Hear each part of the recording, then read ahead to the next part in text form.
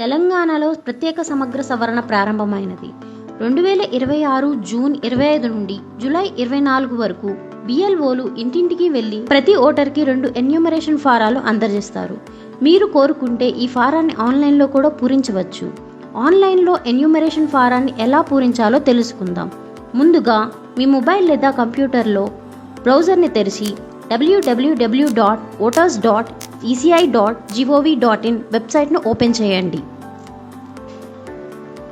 ఇప్పటికే అకౌంట్ ఉంటే లాగిన్ చేయండి, లేకపోతే సైన్అప్ చేసి కొత్త అకౌంట్ని సృష్టించండి.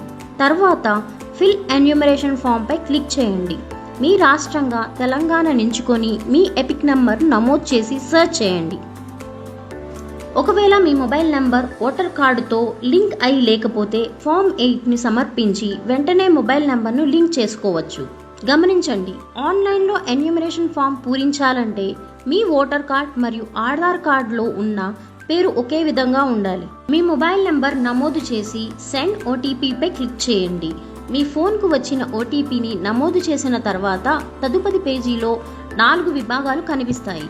అందులో లాస్ట్ ఎస్ఐఆర్ ప్రకారం మీకు వర్తించే ఒక విభాగాన్ని ఎంచుకోండి. గత ఎస్ఐఆర్లో మీ పేరు లేదా మీ కుటుంబ సభ్యుల వివరాలను తెలుసుకోవడానికి search your name in last SIR పై క్లిక్ చేయండి. అవసరమైన వివరాలు నమోదు చేసి సర్చ్ చేయండి.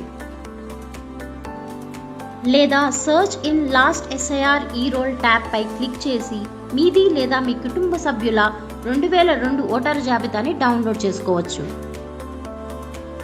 గత ఎస్ఐఆర్లో మీ పేరు ఉంటే మొదటి విభాగం, మీ తల్లిదండ్రులు లేదా తాతయ్య అమ్మమ్మ పేరు ఉంటే రెండో విభాగం, మీతో పాటు వీరిలో ఎవరి పేరు లేకపోతే చివరి విభాగాన్ని ఎంచుకొని అవసరమైన సమాచారాన్ని నమోదు చేయండి.